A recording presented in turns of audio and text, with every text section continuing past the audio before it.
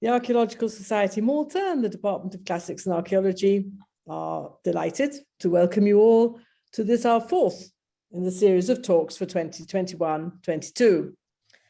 I'm Patricia Camilleri, President of the Archaeological Society Malta, and I shall be mediating this evening's session. I'd like to ask you to make sure that you mute yourselves so that we don't have any sounds off issues. And I'd like to inform everybody that this talk is being recorded. The use of your own video is, of course, totally optional. All this season's lectures are a collaboration between the Department of Classics and Archaeology, University of Malta, and the Archaeological Society Malta. Thanks, as always, go to the head of department, Dr. John C. Betts, and to Professor Nicholas Vella, ASM Vice President, who is our link between the Society and the department. As usual, I shall proceed this evening by introducing our guest speaker, Jonathan Borg, then turning the virtual floor over to him. Please do ask as many questions as you like using the chat at any time during the talk, and I shall ask Jonathan to answer at least some of those queries at the end as time allows. This evening's lecture is entitled The Transformation of Antiquities and the Making of Historical Monuments in Early Modern Malta. So let's move on. Just a word about our guest speaker. Mr. Jonathan Borg is currently head of unit in the Heritage Planning Consultations at the Superintendence of Cultural Heritage here in Malta. He is interested in cultural heritage management and the history of antiquarian and archaeological practices. After graduating in history and archaeology at the University of Malta, he continued his studies in conservation and the management of cultural heritage at the European University Centre for Cultural Heritage at Ravello in Italy. Subsequently, he read for an MA in Archaeology and Heritage at the University of Leicester. He worked for Fondazione Wirt Artna, an NGO here in Malta, and then continued his career at the Planning Authority, where he was responsible for the teams monitoring the restoration of heritage buildings and for scheduling cultural heritage monuments. Jonathan joined the Superintendence of Cultural Heritage in 2018. He has also participated in archaeological field work and conservation work in Malta, Greece, and in Italy. So, without further ado, Jonathan, I give you the floor. Thank you, Dr. Camilleri, for that kind introduction. Well, good evening to you all. I will start by saying that in this lecture, I will be presenting some aspects of my ongoing doctoral research being carried out at the Department of Classics and Archaeology at the University of Malta. I wish to thank my supervisor, Professor Nicholas Vella from the University of Malta, and Professor Marcello Barbanera from the Università di Roma La Sapienza for their advice and support. Right.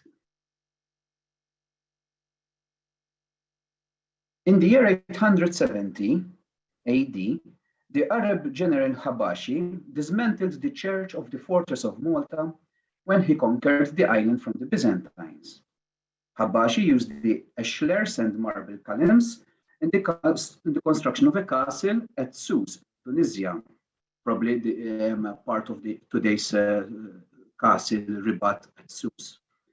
And an inscription was set up by the late 10th century to commemorate this event. The inscription does not exist any longer. An entry in the Mandati documents dated 1538 referred to a payment by the Mdina Università, that is the town council, to a master mason and his crew of laborers for digging up holes for 6 whole days to find marble in the square in front of the Augustinian church in Rabat, to be burnt to produce quicklime for the repair or whitewashing of a palace, probably referring to the town council's seat.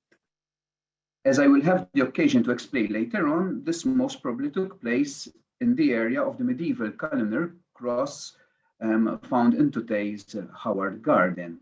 And there on the screen, you'll find the minute, the entry in the mandati document in medieval Sicilian saying giornati sei di scavi e manuali che hanno incuto, it's in question mark because the word is not clear, li fossi, that is the holes, che erano fatti per cercare la marmora to find the marble a Lucano di Sant'Agostino, in the open space in front of St. Augustine. Annectari lu Palazzo della Cauchina, and whitewashing or repairing the palace with quicklime.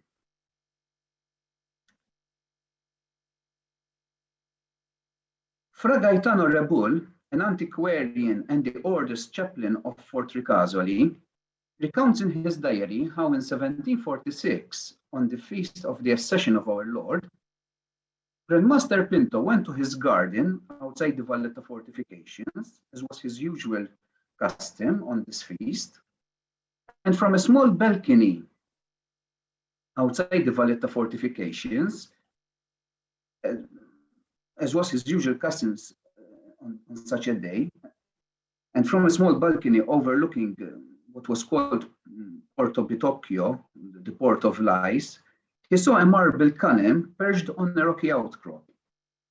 It was clear that it was placed there a long time before, and out of sheer curiosity, Pinto asked several of his accompanying entourage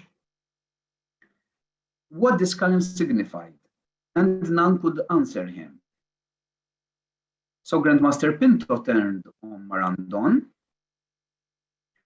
who was the order's military engineer and who was among the people around him, and who was known to be an antiquarian, and ordered him to get informed from the Maltese and the old and see whether their traditions can throw any light on the matter.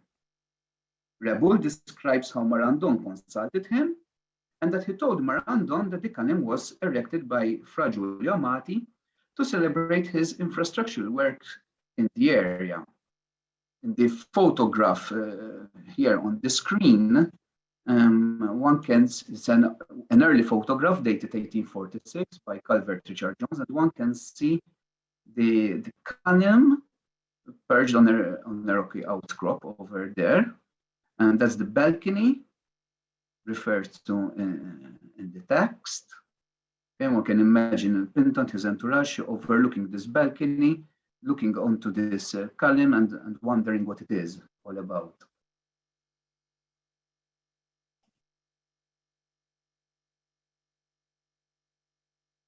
Oh, sorry for that. I'm sorry, it's not changing. Okay. Okay. What do these three episodes have in common? They all deal with the afterlife of ancient objects. That is, what happens to an ancient object after its original function ceases to carry on. Perhaps it is best if we start by trying to define antiquities and historic monuments. Erickson defines antiquities as man-made objects from the past that are in some way valuable. Another theoretician, Ortola, defines them as ancestral artifacts that are in some ancestral artifacts manufactured from natural raw material that are more than 100 years old. From these definitions, we see that there are three essential attributes that constitute an antiquity. You have the concept of, or attribute of age, of manufacturing, and value. So far, so good. The difficulty arises when it comes to define specifically these attributes. How much is owed? What kind of value? Is it an aesthetical value? Is it a monetary value? And what level of manufacturing or craftsmanship would constitute an antiquity?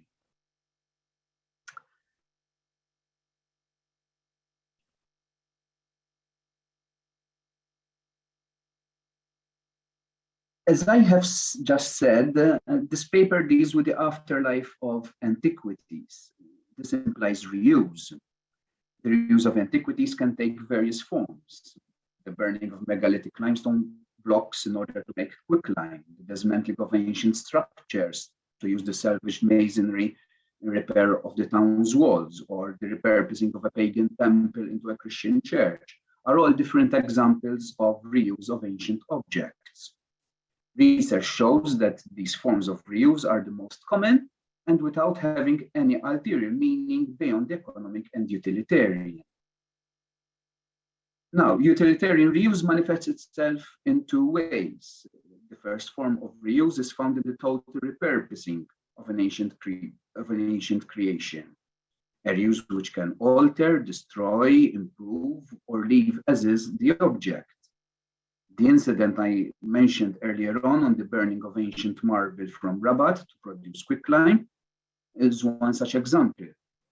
The transformation of the Pantheon in Rome, and there we have a photograph of it, is another instance of utilitarian reuse.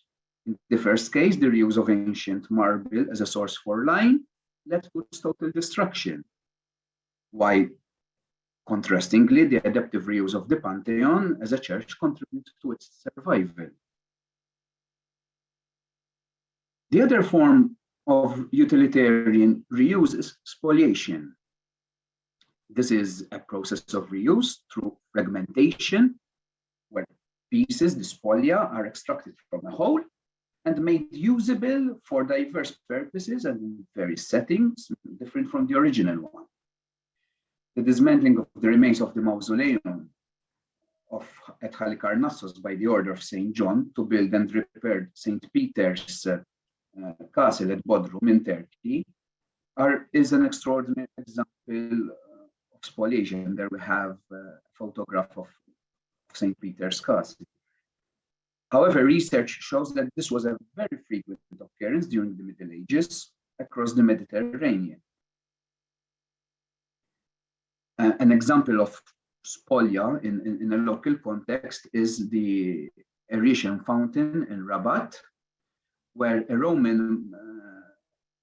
remains of a Roman column, there we have a detail of it, was used to form part of the parapet of the basin, of the fountain's basin. Okay, it's a column found probably from somewhere nearby, taken and reused in another building. The reuse value can be beyond the utilitarian in both the total repurposing of an object or in cases of spoliation. It can also be symbolic, aesthetical, or political.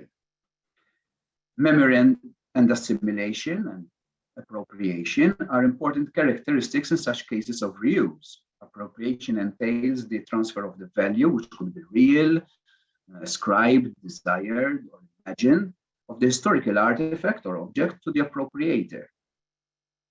The dismantling of the Church of the Fort of Malta by Habashi, the first example I mentioned, to be used in the Castle of Sousse, is a case in point. Another interesting example where this transfer of value manifests itself openly is found in the adaptive reuse of pagan temples as Christian churches, such as the Maison Carême at Nîmes and the Pantheon in Rome. However, this could also apply to the transformation of secular buildings, like the Curia Julia in Rome, that was transformed into the Basilica di San Adriano al Foro. And this is quite interesting. Here we have the adaptive reuse of a Roman building. So you have the concept of the total repurposing. However, there's also an element of spoliation.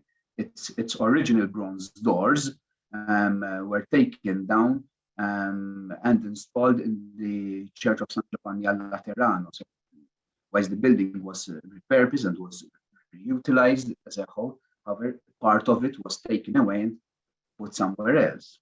Oh God, there is a small. Well, and this does not apply only to buildings.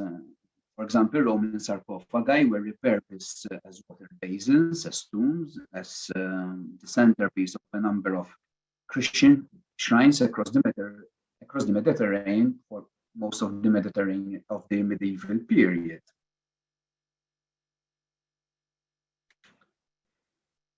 The historic monument is also a form of reuse. Here, the preservation of the ancient object is sought because it is recognized as being a testimony to a historical past. The word monument derives from the Latin monere, meaning to remind, to warn. The making of the historic monument marks an evolutionary development on the spolia. The significance in the creation of spolia, or the adaptive reuse of antiquities, focuses primarily on the meaning that the appropriator wishes to convey. The focus is on the appropriator. On the other hand, the meaning behind the rationale of the historic monument shifts gradually towards a degree of appreciation of the ancient object in itself. This is not to say that the historical monument is value-free. There is still appropriation and the creation of a new meaning. Various studies show that the preservation of antiquities in the modern world is dominated by political and economical interest. But this meaning gets increasingly contextualized, balanced, and subtle, or at least there's a conscious attempt to do this. Ancient objects transform gradually into historic monuments as they are systematically reused, appropriated, moved around, and reworked in explicit attempts to create memory and preserve identity through the testimony of the material culture. The valorization of antiquities is not an inherent or absolute value. It is a social and cultural construct. Nor is the act of acknowledging or recognizing the antiquity of an object immediately transformed it into a historic monument. That is an object that merits to be preserved.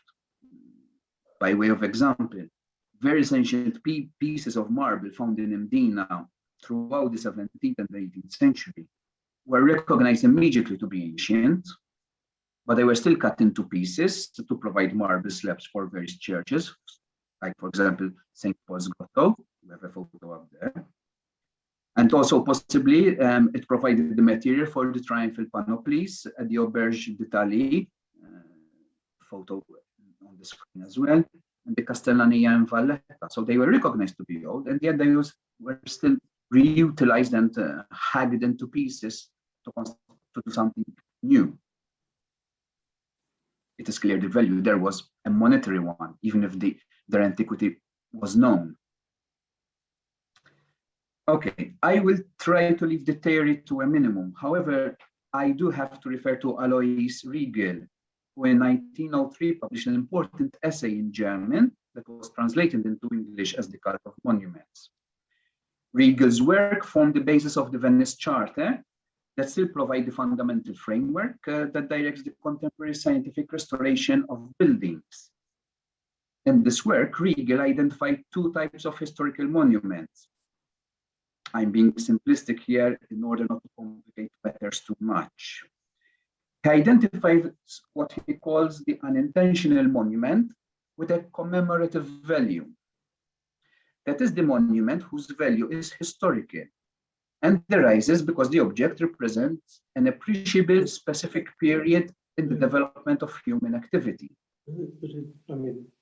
For example, reusing old stuff. When do you call them antiquities? Yes. a surviving element from, for example, a surviving element from a Roman building somewhere in Western Europe becomes a historic monument and thus worth of conservation because it is Roman. And the Roman period is considered fundamental and important to the identity of Western Europe. The second type of historic monument is the age value monument. These are buildings or objects that are considered historic monuments simply by virtue of being old and whose appearance reveals the visual manifestation of the passage of time. These monuments trigger an instant emotional effect, which is evoked by mere sensory perception, because they immediately instill an explicit sense of antiquity, that the moment had a tangible life cycle, and that is a physical representation of a culture, of a bygone culture as a whole. These monuments are understood by everyone as no a priori scholarly knowledge is required to appreciate them. We can think of our village course, we see the old vernacular houses with their patina, with their particular windows and balconies and doors. They immediately instill a sense of old, of antiquity, and we appreciate them the moment we see them, or at least part of society would appreciate them for what they are. Now, this interest in antiquities and their transformation into historic monuments can be traced to Renaissance Europe with the rediscovery of classical literature by individuals who cultivated nostalgia for the classical world and who viewed its ruins primarily as confirmation of what the ancient authors wrote about. Although today, with the advent of the heritage industry, we can experience the historic monument on a global level, it is essentially a European invention that traces its genesis to 15th century Rome, to the restoration of the papacy in Rome. And this brings me to my research proper. My research is concerned with the ways this process of change manifested itself in the Maltese Islands between the late 16th century and the early 20th century. Although today I will focus mostly between the 16th and the 18th centuries. The Maltese Islands presents an intriguing case study to understand the transformation of antiquities into historic monuments in view of the island's particular geographical and cultural context. Located on the periphery of Europe, Malta was ruled by a non-native power for the entire period under consideration, and yet it was characterized by an influential indigenous class of educated elite who thought of themselves as European and were mostly Italianate in their disposition. So, in other words, the discourse that is being analyzed is not restricted to Malta, but has a European dimension. My research does not go beyond the early 20th century because the 20th century brings with it radically new concepts and perspectives towards the past and its material culture, namely the complex phenomenon of heritage, about which a lot has been written. I am primarily interested in objects rather than buildings, and in my study I propose a methodology for the investigation of the transformation of antiquities based on a wide chronological framework and an archaeological approach to map the trajectories of a number of selected objects. This is done by drawing up the afterlife biography of these objects in order to understand how ancient objects got transformed, manipulated, altered, used, and displayed in new contexts. These biographies are couched in an understanding of the local culture of antiquarianism and the politics and cultural taste of the order, the British administration, and the Maltese influential elite. A sample of 5 objects are being presented today to address one aspect of this metamorphosis, that is the close relationship between memory, or the creation of memory, and the historic monument. If we have time, I will also discuss briefly at the end the possible reasons for the apparent late antiquarian practices in Malta when compared to continental Europe. Okay, so now we start looking at the afterlife stories of a number of ancient objects from Malta. And we'll try at the end to identify some commonalities in their stories that would help us to understand some aspects of the behavioral patterns that lead up to the making of a historic monument.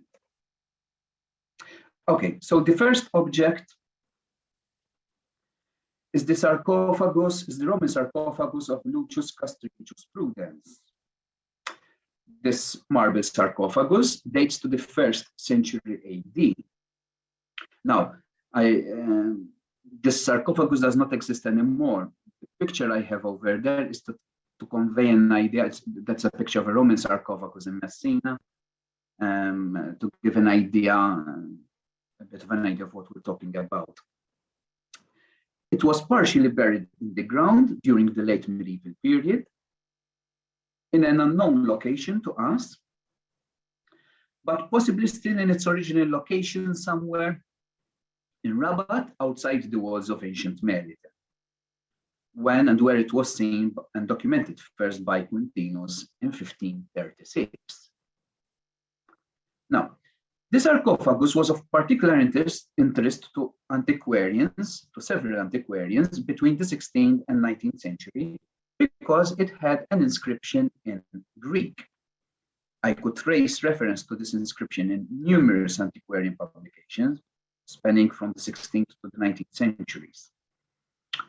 The inscription refers to a protos Melitaion, first of the Maltese, which several scholars, including Gualtieri and Abela, point out to its similarity to the title Protos tis Niso, forgive my Greek, that means first of the island, the title attributed to Publius, the personage who hosted St. Paul after the shipwreck on Malta, as recounted in the Acts of the Apostles. These scholars essentially argued that given the similarity between the two titles, the inscription proves that the episode of the shipwreck, as told in the Acts, really took place in Malta. That was their main interest. Gualtieri and Quintinus in 1536 and Gualtieri in 1624, limits the inscription to the first line. It had two lines of inscription. First Quintinus, then Gualtieri, they limit their description of the inscription to the first line. Gualtieri also indicates in 1624 that the inscription has been lost. So Quintinus saw it in 1533 and published in 1536, and Gualtieri by 1624 says it is lost. Since Gualtieri visited Malta in 1624 and was accompanied by Gianfrancesco Bela on a number of sites of antiquarian interest, his reference to the inscription as lost indicate that the sarcophagus was no longer visible by the early 17th century. And somehow the memory of its exact location was somehow forgotten. Now, Gianfrancesco Bela is the first person to publish the inscription in full in 1647, and specifically states that Gualtieri and all the other previous authors would not report the inscription in full because it was until then partially buried. Abela believed the tomb to be Greek rather than Roman because of the inscription's language, and considered it an important evidence of a Greco-Maltese past. He describes how he could read the inscription, the entire inscription, after he dug up the tomb, following, in his own words, an arduous search, and specifies that the sarcophagus was then placed in the ditch of Mdina underneath the main gate to be used as a fountain basin for a spring located within the ditch. It is obvious that Abela is not referring to the current main gate, but to the old medieval gate, which is now blocked, because Abela wrote before the alterations to the Mdina fortifications by Mondion were carried out in the early 18th century. The reference to a spring is a bit problematic because we have no evidence of such a spring over here. It is possible that he is referring to rainwater runoff. I would like here to give my thanks and regards to Dr. Keith Buhajar for his expert insight on the historic hydrology of this area. Now, a plan of Mdina in an important manuscript at the archives of the Cathedral Museum called Manuscript 16. A plan of Mdina thought to be a plan of Mdina before the 1693 earthquake, that is, shows the fountain on the side of the counterscarp, that is, on the outer side of the ditch, on the side facing Rabat. underneath the stone bridge, now demolished, of the late medieval main gate. And there we have a copy, a detail of this map. According to this plan, access to the fountain was from a flight of steps along the counterscarp that connected to a passage across the glacis, that is the area in front of a fortified place. Abela does not state who placed the sarcophagus in its new location.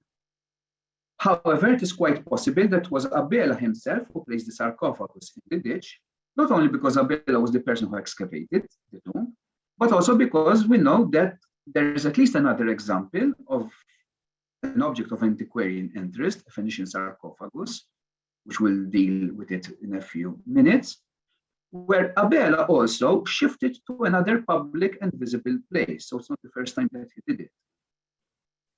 Now, if you look carefully at the plan, and there is a blowout of the wording there, you see passaggio per la fontana posta nel fosso sotto il ponte di pietra. And there you have the main gate, a representation of the main gate, the stone bridge. We have the passage with the stairs being drafted on the plan, and that gives us an idea roughly of where the sarcophagus would have been.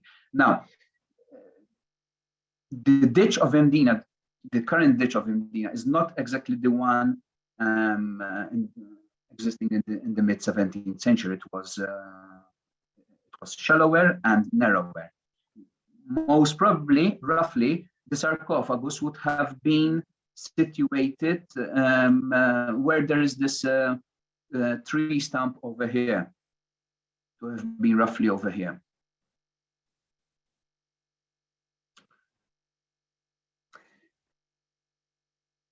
Okay, so the sarcophagus must have been excavated by Abela sometime between 1624, the year of Guattier's publication, and 1647, the date of his Della Descrizione di Malta. Abela clearly states that the source, Guattier in his publication clearly states that Abela is his source for the information for a number of antiquities, except for this, where he refers to Quintinus. Although Abela states that he had sent to Gualtieri a copy of the inscription when it was still partially buried, it is possibly that he simply pointed out to Gualtieri what Quintinus had wrote, in the light that Gualtieri said that his source is just Quintinus. It stands to reason that had Abela excavated the sarcophagus before 1624, Gualtieri would have stated that he had seen it during his visit to the island. Now, Onorato Bress, in his Malta Illustrata in 1816, does not report the location of the sarcophagus, but simply discuss its interpretation. Notarial deeds dated to 1815 and 1845, which include a written survey and evaluation of the land by an architect, also do not refer to a tomb or a water source. Correspondence dated to 1863 between the chief secretary to the governor, the treasury, and the owner of the land, Dr. Luigi Chappelle, regarding the acquisition of this land by the War Department to be used as a garden attached to the sanatorium, that is the magisterial palace just behind that wall, as you can see from that photo, also do not refer to any antiquities or fountains. However, Antonio Netto Caruana is quite clear when he writes in 1882 that the sarcophagus was destroyed in 1863 by the Royal Engineers during works for a new supply of water. He states that a farmer told him that fragments of the marble were still buried in the surrounding debris, and that it was desirable to retrieve them one day, for he considered it to be an important monument, his words. Caruana's claim is partially supported by a drawing of the Royal Engineers, dated 1866, 20 years later, of the basement and ground level of the sanatorium. These drawings are at the Chief's Draftsman office, which, although they do not refer to any tomb or fountain, they show a water pipe that emerges from the hospital's courtyard to the ditch and is labeled new pipe to aqueduct, to a source of water. Okay, the second object, the Barca Phoenician sarcophagus. The Phoenician anthropomorphic sarcophagus from Barca, just outside Rabat, is reported first by Giovanni Francesco Abela in his Della Descrizione di Malta, 1647. He reports that the sarcophagus was discovered in 1624 in an excavated chamber in the area of Barca, which is just outside Rabat, near the Crypta di Santa Venera. Now, the crypt or catacombs of Santa Venera are today lost, but according to Caruana, they were just a few meters away from the catacombs of Saint Agatha, towards the outskirts, on the same side of the road in Halbayada, further away towards the outskirts of the countries.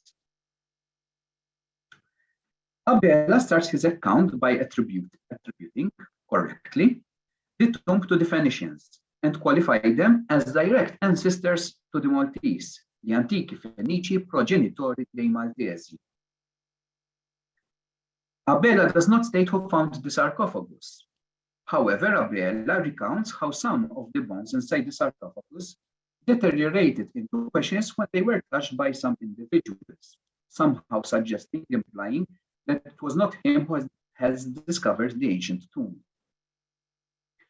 Nevertheless, in all probability, Abela did visit the site and made a careful record of the place. He provides accurate measurements and extensive information about the tomb. Abela describes how he placed the sarcophagus outside a garden planted within an idyllic old cemetery, and that he put a Latin inscription dated 1630 to commemorate the discovery as material witness to the Phoenician period of Malta, so that its memory is not lost. His words are, "A ciò di sì bel antichità non se ne perdesse affatto la memoria." We don't know the location of the cemetery and what he meant by cemetery. It's possible that he was referring to a catacomb. The way Abela treated the sarcophagus is quite particular. We know that he had at least 2 other Phoenician sarcophagi in his collection, which he exhibited in his museum at the Casino di San Giacomo in Marsa. We have no new information regarding the sarcophagus until that provided by Onorato Bres in 1816.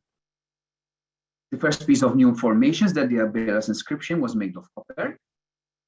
And second, and he says this almost with a tongue-in-cheek, that he says that despite this inscription, the sarcophagus was already missing, lost by the time of his publication, unlike the 2 sarcophagi conserved in Conte Barbaro's museum.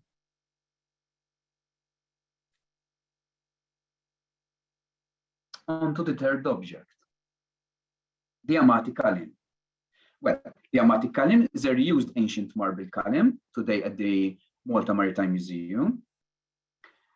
Is a reused ancient marble kalim shaft erected on a rocky spur just outside the walls of Valletta.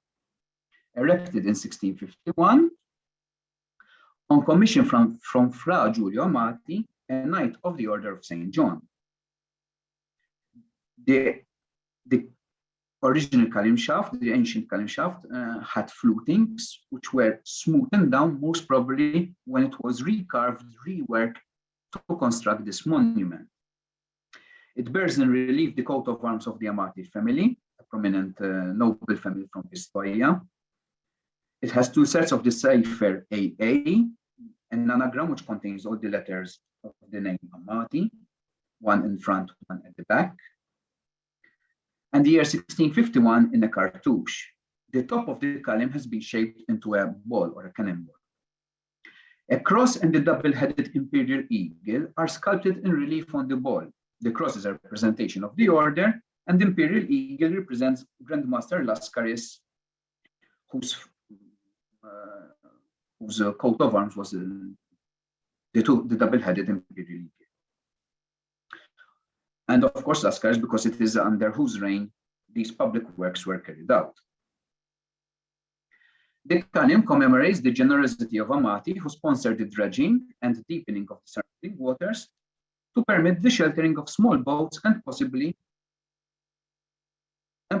also provide them with fresh water.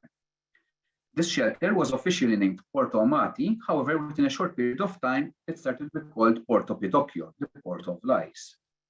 Now, Amati was a prominent knight of the Italian language. When in Malta, he assumed the role of intercessor or representative of the Italian knights in the Grand Council. However, he had a serious dispute with Grandmaster Lascaris about a pension which both he and the important knight Fra Raffaele Spinola claimed. The dispute was only resolved in favor of Amati with the direct intercession of the Pope, a situation that the Grand Master and his council clearly and evidently did not like, and considered it an intrusion in their affairs, and they made their displeasure well known to Amati. However, it is clear that Amati still had a stellar career following his sponsorship of Porto Amati.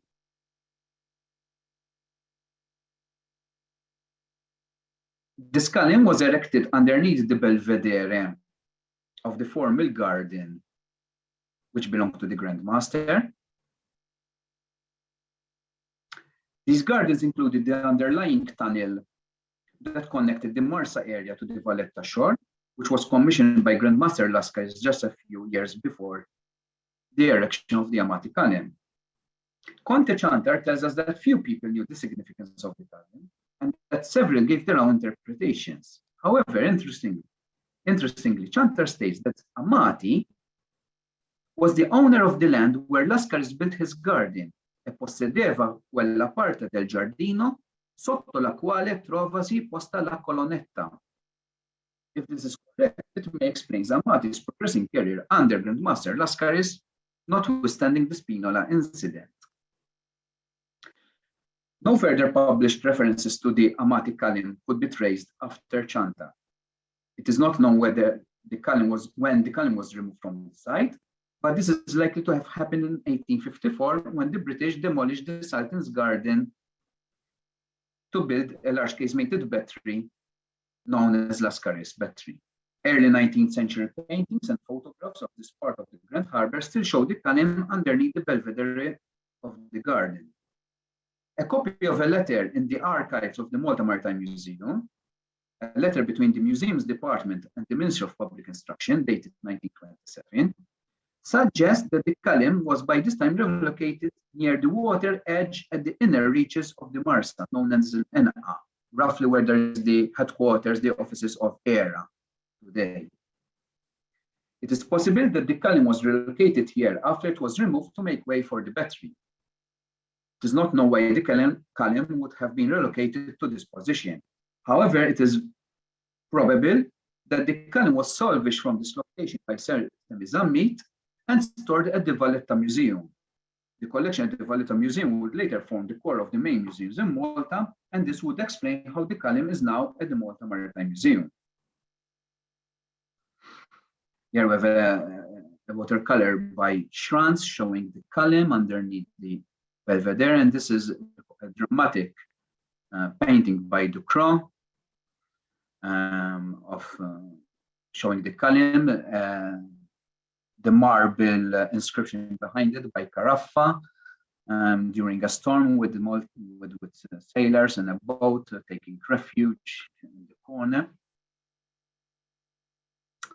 Okay. The fourth monument, the columnar cross at Howard's Garden. The columnar cross at Howard's Garden in Rabat, Malta, is an architectural setup made up of several distinct elements. It has a reutilized Roman Attic pillar base made of marble, which sits on a stepped podium built of Globigerina limestone, a column shaft made up of 6 heterogeneous cylindrical drums, each of varying heights, put together in a seemingly slightly incongruous manner, and a medieval marble capital placed on top of the shaft, decorated with stylized animals carved in relief, possibly showing lions and leopards engaged in combat. The imposed block and surmounting cross are of local Globigerina stone and appear to be modern and that have been replaced a number of times. The earliest description of the columnar cross is in the manuscript known as the Scholion. This is the same manuscript 60 at the archives of the Mdina Cathedral I mentioned before. This manuscript was written sometime after 1738 by Don Domenicus Falzon, who was a master of ceremonies at the Mdina Cathedral. There is a plan in the manuscript which says that although it is dated to the 18th century, it says that it shows Mdina as he remembered it before the earthquake of 1693. According to the plan in this manuscript, the column shaft was originally in marble. Remember, today only the base is made of marble, but originally the entire column shaft was in marble, and that it was replaced by one in stone. And the plan says, croce di pietra avanti la porta principale della città notabile, prima sopra una colonna di marmo, poi fatta di pietra. This is the same manuscript as I told you that I mentioned when we were discussing the Lucius Castricius sarcophagus. Now, this manuscript provides a fantastic and almost hagiographic origins for the setup of the column, and it states that it was erected by the Christians freed by Count Roger in 1091. Professor Mari Buhajar refers to a tradition that the cross is a memorial marking the site of the first Augustinian church and convent, which were pulled down during the 1551 siege because they were located just a stone throw away from the fortified walls of Mdina. The tradition, while it's not proven, is very plausible, considering that the location of the column tallies very, very closely to the siting of the Augustinian establishment as described by Abela in his La Descrizione. Although the precise antiquity of the original columnar cross with the marble column is not known, it is likely to have been erected after 1647, since Giovanni Francesco Abela does not mention it in his Della Descrizione. And the plans and text in the Scholion do not suggest, although they do not suggest any specific or relative date for the replacement of the marble column, this was clearly in existence before 1693, when there was the earthquake, because a certain Giovanni da Bono was paid by the Mdina Università to replace the surmounting cross, just the cross, which collapsed during the earthquake, and replace it by one in a local stone, the new one in a local stone. Sorry. Professor Buhajar concluded on the basis of proportions and style that both the column shaft drums and the capital derive from the medieval cathedral in Mdina. Therefore, it stands to reason that the current architectural setup, that is the column shafts in local stone with the overlying marble capital, took place between 1682, when part of the old cathedral was internally demolished to make way for a new choir by Lorenzo Gaffa, and 1693, when the cathedral suffered extensive collapse. Perhaps one can push it to 1696, when the rest of the cathedral was pulled down to make space for the new one. Because we know that originally the column was made of marble, entirely of marble. Probably it is after 1647. The current one has a shaft made of Globigerina limestone. And considering that the Mdina Town Council only paid for the replacement of the cross in local stone.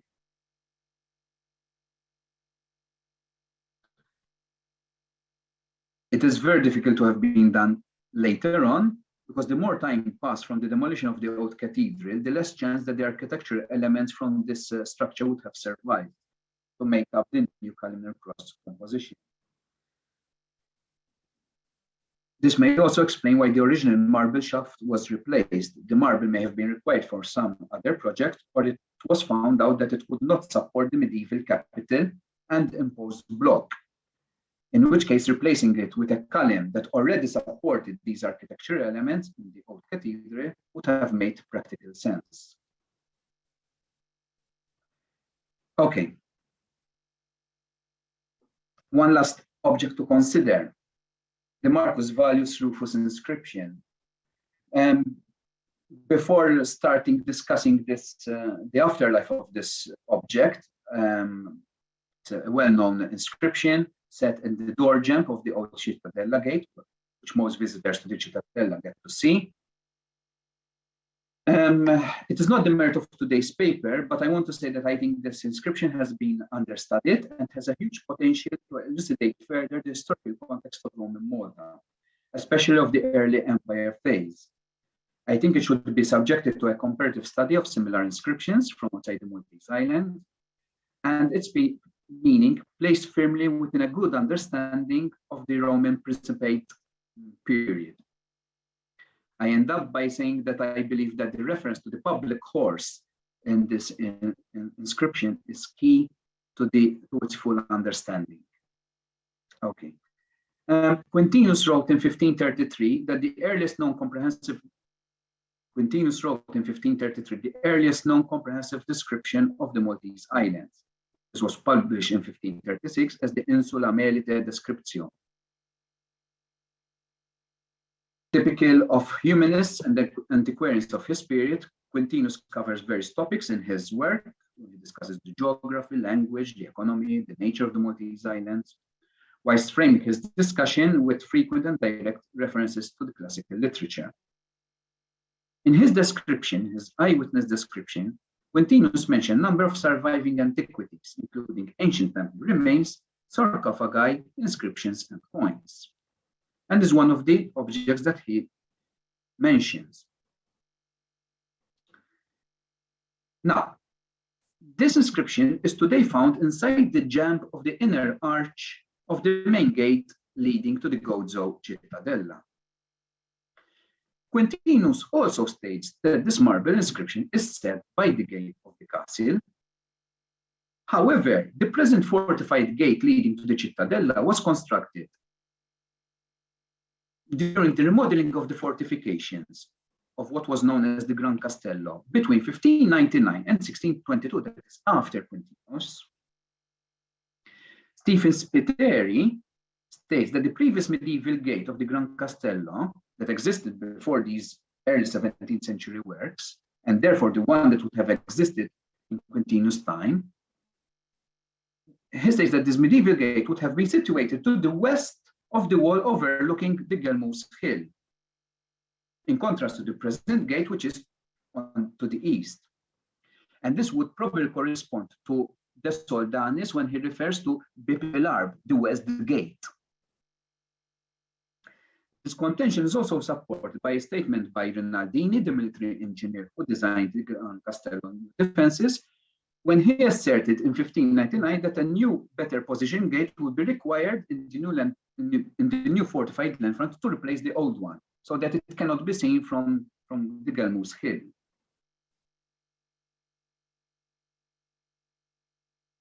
Although the circumstances of the discovery of this inscription is unknown, it can be safely concluded that this inscription must have originally been set in the older medieval gate and transferred to its current position by 1610, when the main central bastion was built.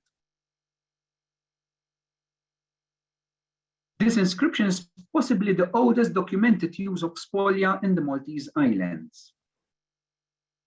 It is definitely the only known documented use of spolia that probably dates back to before the Knights period, since the order arrived in 1530 and Quintinus wrote his account, finished his account by 1533, although published in 1536. We do have other surviving examples of reutilized classical masonry, including the use of ancient columns and architraves within the late medieval and hospitaller fortifications, although these all appear to be of utilitarian practice. The placing of the Marcus Vallius inscription, the original gate, medieval gate, could also be utilitarian. However, this is not the impression one gets when reading Quintinus.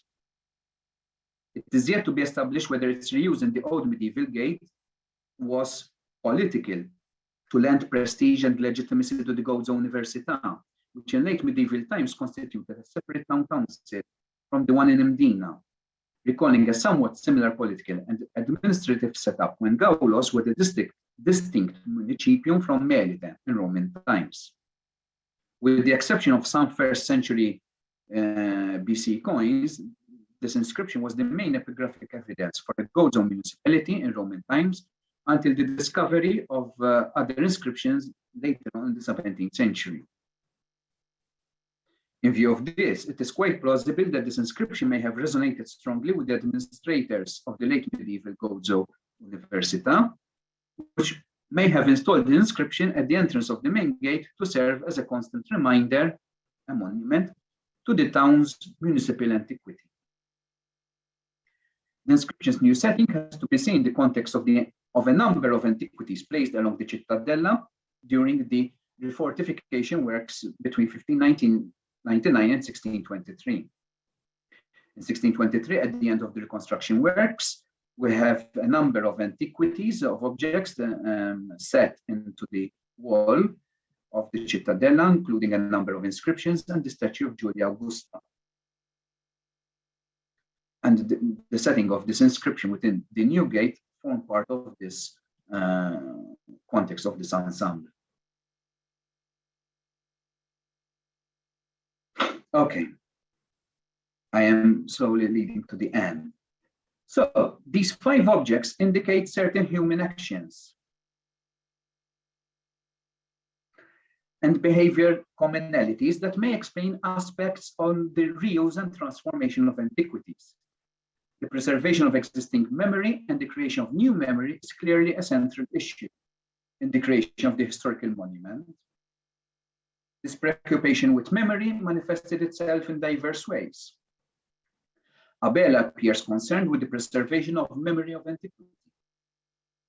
He sought this by placing antiquities in public spaces, as in the case of the 2 sarcophagi, and he reinforced this memory by placing, in some instances, a commemorative inscription to explain the monument, as in the case of the Phoenician sarcophagus. As I stated before, Bella justified these actions in terms of ensuring that the memory of these objects is not lost. Remember his phrase, a ciò di si bella antichità non se ne perde affatto la memoria. It is interesting to know the similarity of the language used by Abela with that employed by the Soldanis in 1762, when explaining why he placed a Roman inscription inside the monastery in Rabat Gozo and frame it within a cornice. He states, una memoria così antica non sta bene che fosse lasciata perire. In these cases, antiquarians recognize these objects as being important testimony to a specific ancient past, either Greco-Roman or Phoenician, and wrote about it.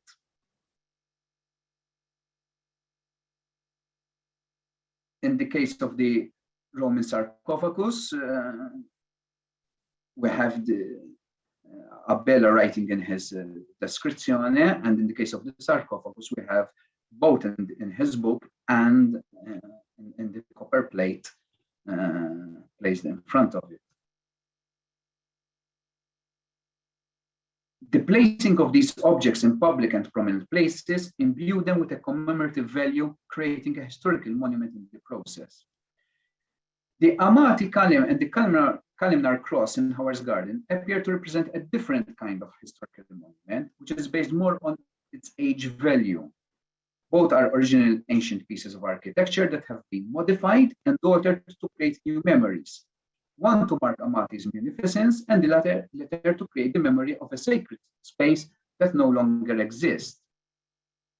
So while Abela is commemorating the monument, the antiquity for its own value and what it represents, the 2 columns are being used to commemorate something else, an event or a person. That both these examples are columns may be coincidental. However, the inherent physical qualities of a column to create a physical landmark is obvious. The explicit reuse of these ancient columns in the construction of memorials in public and conspicuous places shows that the antiquity of these objects was recognized. There's an act of recognition there. It can be argued that this recognition that these objects as having age value transformed them into historical monuments. However, contrary to what happened to the sarcophagi mentioned above, the memorials did not bestow any commemorative value to the ancient columns, because the memorials were erected to commemorate people or events that had no connection to the antiquities that gave the actual form to the memorial. One could say that these two ancient columns are a clearly case of spolia, integrated within a memorial that becomes a historic monument. Their antiquity was appropriated to give prestige and meaning to these memorials.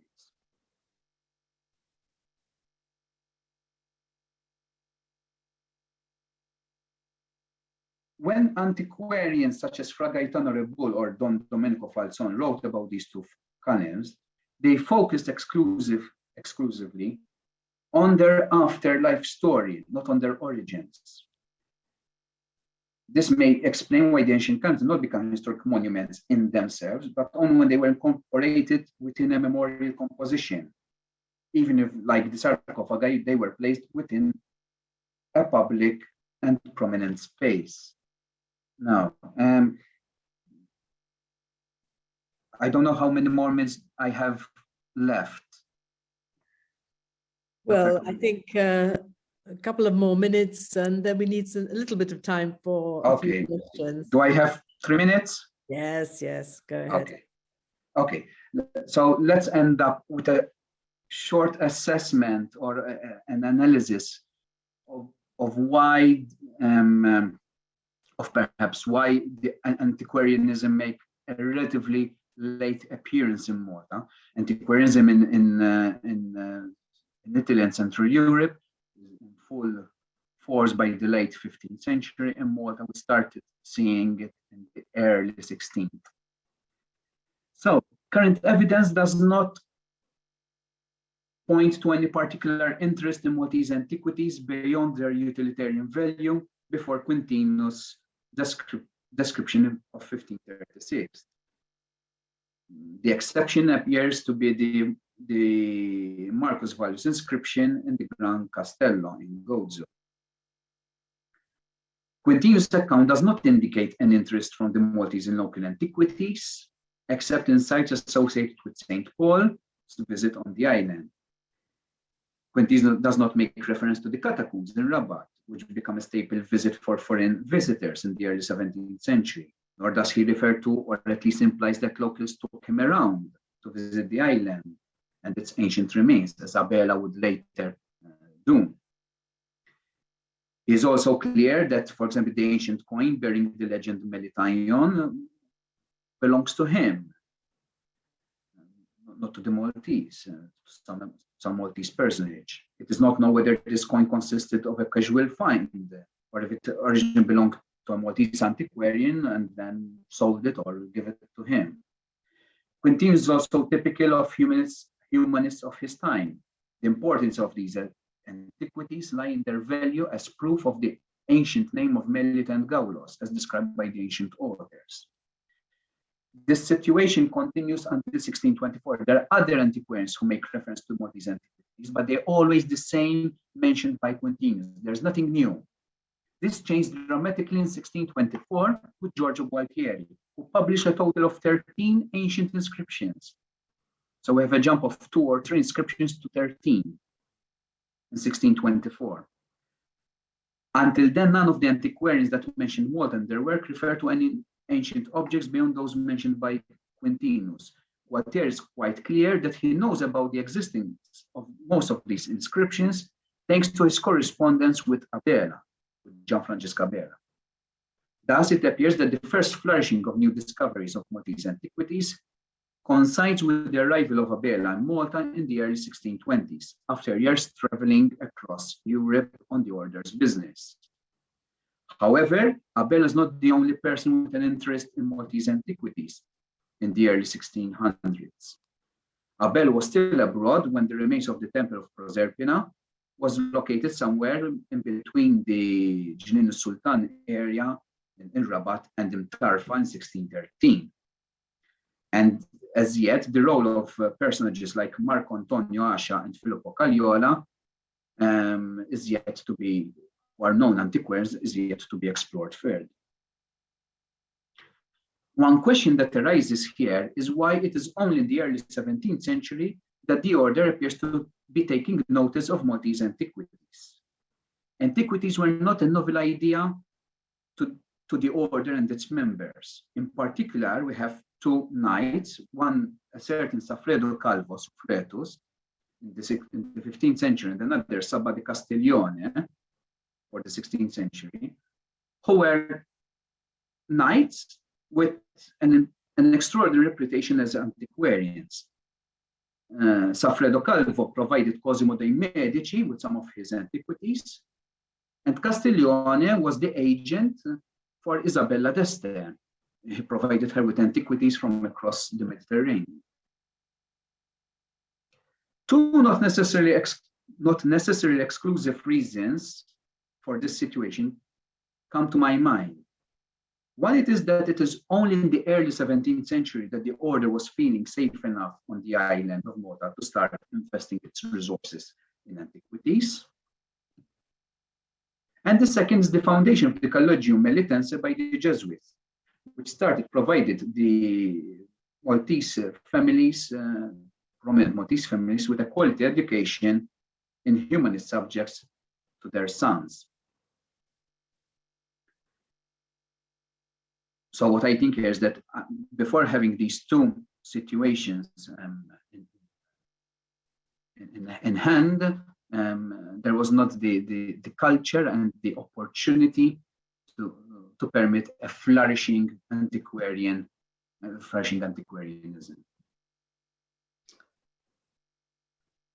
Okay.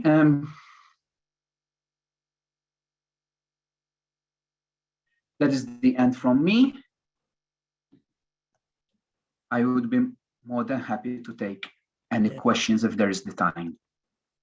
Well, thank you very much, Jonathan. That's just thrown up a whole load of questions in my mind anyway. I'm not quite sure whether we've got any in the chat. So for the moment, I don't think so. So I'll start off by asking a couple of questions myself or making some comments. Well, the idea of the antiquarian, as opposed to sort of modern archaeologists, sometimes they come in for bad press, but certainly we will owe them a great debt. We owe them a great debt because, as you were saying, their ideas and their getting collections really ultimately form the major part of the collections in Malta. So we should be grateful. We can sort of giggle a bit at some of the items in the cabinet of curiosities of early antiquarians, and sometimes get annoyed because the items they have lack context, which is everything nowadays is context. Still, we owe them a lot. So that's one comment. Interesting also the way you've looked at memory. I think that's a really key issue, and trying to understand why people, or what people appreciated in the items of antiquity, and why they would have appreciated them in one way in one decade and another way in another decade, and also what was considered prestigious enough to be retained, and why they thought things were prestigious, like the Roman inscription, for example, in Gozo, which is clearly, from what you've said, there because it gave prestige to the Universitas. So that was something that, thank goodness, was saved and not crushed up for quicklime or whatever. Um, Reuse is always a bit of a quandary, really. I was thinking of the crypt cistern in Istanbul, where you've got Yes. wonderful columns all lined up from many different temples, and the bases of the Medusa heads upside down, because they clearly weren't appreciated as Medusa heads, but as blocks of stone to support the columns. So it's interesting to see what people do with things. But again, as far as we're concerned, thank God they hung on to them. It's the pity is when everything has completely disappeared.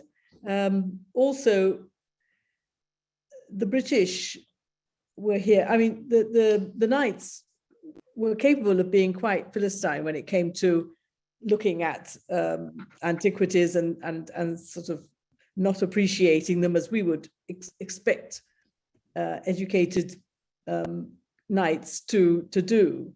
But then they did do things. I think I'm right in saying, I mean, I can be corrected if I'm wrong, when they were building the Cotonera lines, they moved St. John Almoner from where it was sited, because it was blocking the building of the Cotonera lines, to a site not that far away, but a little bit further away, to retain it, and built it again brick by brick with the same brick. So they did sometimes appreciate things, and I suppose that was a religious monument. And you made the point that sometimes sacred monuments are what caught the fancy and the interest of the knights.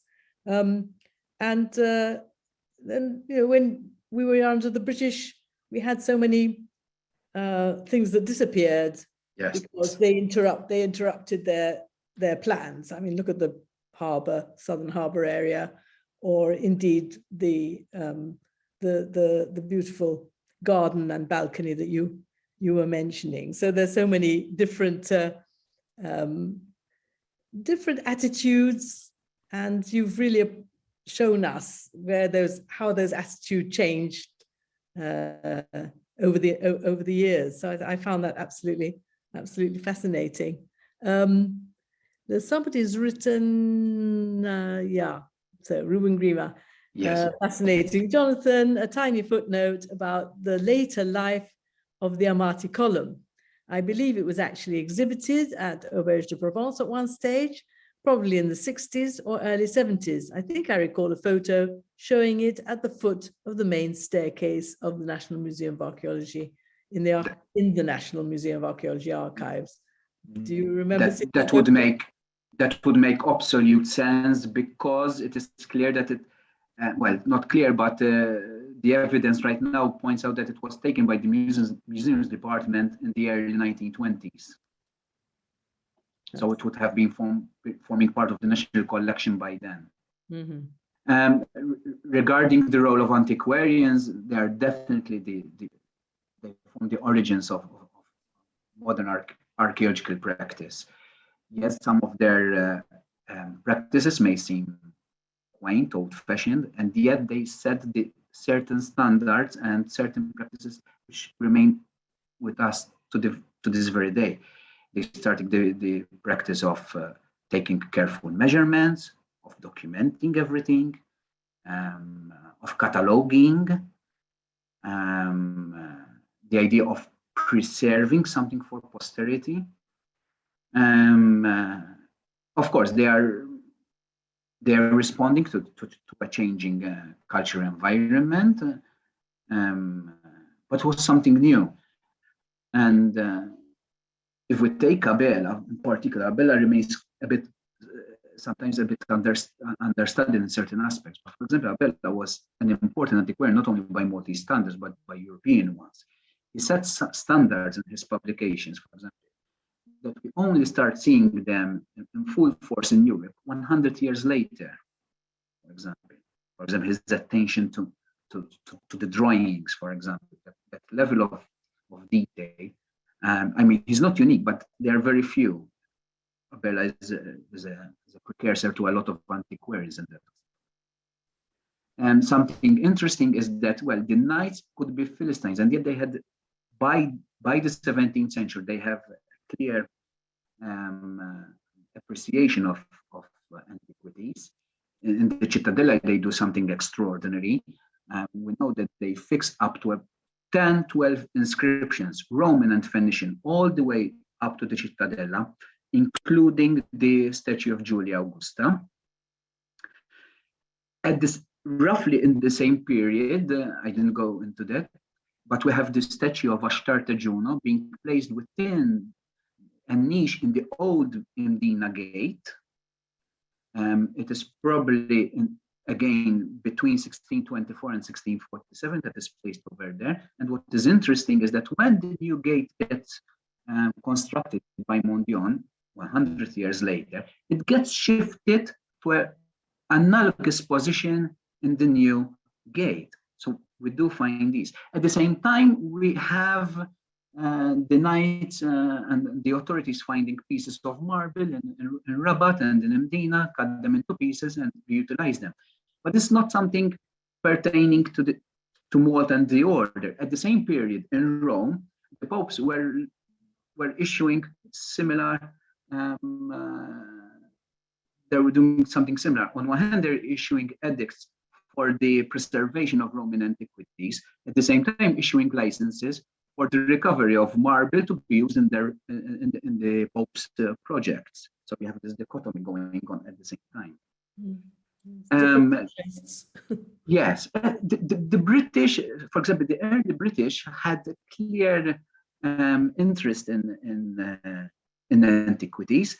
One of the first things they do is in 1803, 1804, the British authorities removed the statue of Julia Augusta from the Cittadella, and they place it within a specific wing of the Biblioteca in Valletta, called the Garrison Library, which was a reserved part for the forces, for the military. It wasn't open for the Maltese or the non-military staff. It was placed in the reading room of the Garrison Library and stayed there for a number of years.